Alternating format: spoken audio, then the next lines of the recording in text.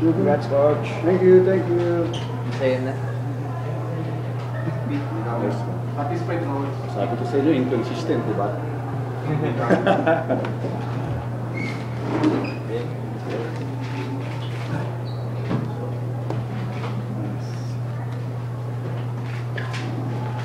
Ano nasasabi mo sa game? Mac, ano nasasabi mo sa game? At saka sa inconsistencies natin. Yun na yung mga tanong nyo.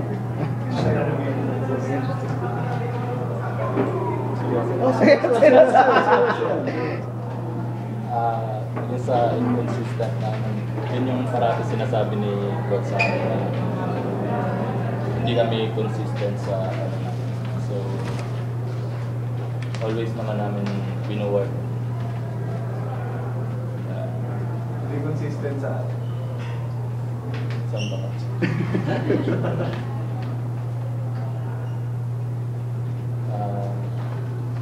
Maraming inconsistent sa game, sa batas ng game. Ang good part about their inconsistency is when we play tougher teams. Yeah, nag-deliver sila. So, again, what we're trying to correct is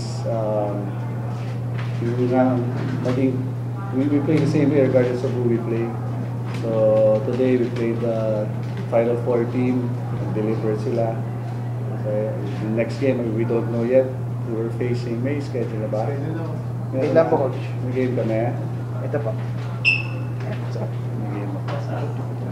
Hindi, pwede yung ina.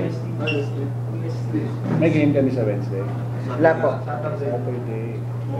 Saturday, 4 o'clock. Yes. So, yeah, continuous ano lang kami. We're just looking for that consistency. Malapit na siguro. Malapit. Coach, how important was it to start the second round with a win for you guys? And we emphasized that kanina, how important the game was, especially going up against a Final Four team, a contender. We knew NU will make their adjustments, so we really expected a close game today. And they adjusted very well. We made our adjustments as well, counter adjustments, and then in the end, it was just yung players sila versus our players, and the good thing in the end, our players delivered. In the end, nung huli, pag nakita mo yung itsura nila, parang gusto nang bumigay, but pag sinilip mo yung kabilang side, ganun din naman, pareho sila situation. So, it was kumbaga fulfilling in our part as coaches that our players may nilabas pa during those situations. True, Mac, kasi lagi kayo nag-iisa lang inyo. Every time, close team natin. At sa challenge na talaga kayo doon natin. Oo naman. NU, malakas naman kasi yung team din nila. Kaya napapalaban din kami sa Coach, anong importansya yung pagkakaroon ng mga tulad nila Kyle Cruz? Siyempre, Mike, Mac, isa sila. Taking turns, tas yung game na ito. Actually, we have a lot of unsung heroes natin. Sila Brian Cruz, sila Roger Pugo. Hindi masyado na pag-uusapan because we always talk about Mac and Mike. Diba sila Hachi. But yung mga ibang players namin, they consistently deliver for us. Diba? Maybe if you look at the stats, yung numbers won't really show, but ang daming tangibles na talagang binibigay nila.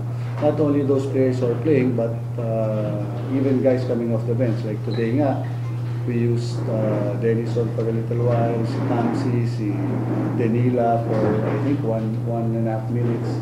And they delivered. Yun lang naman yung hinihingi namin sa kanila na yung sabi namin, you might think you won't play for the game, pero suddenly, pag tinawag yung number mo, then you just have to be ready and deliver. So, Yeah, and yeah, little contributions from everybody in the end, it will help. Coach, despite yung sinasabing inconsistency, may chance pa kayo, after this game, baka pwede kayo mag-first place. Is that, We're not looking at that. Sa ngayon siguro yung stage na kami nandun lang sa yung kumbaga per game basis.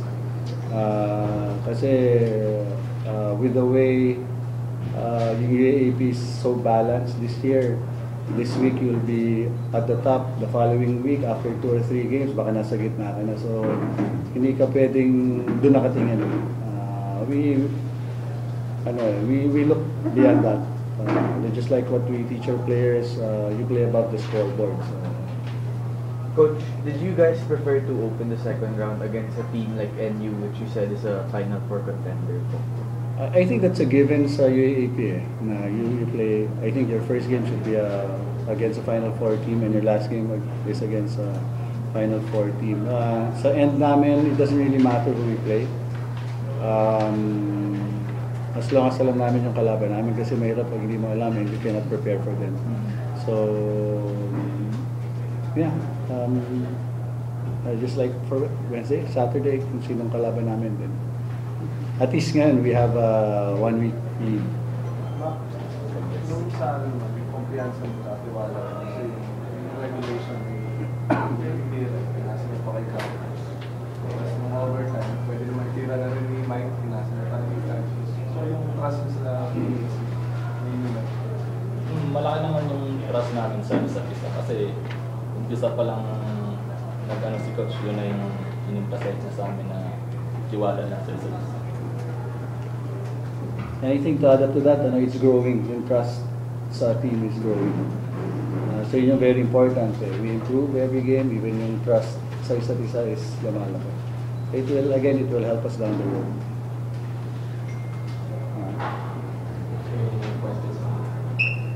Congratulations, Coach. Thank you again, thank you. Mas mukha na ako masaya, no?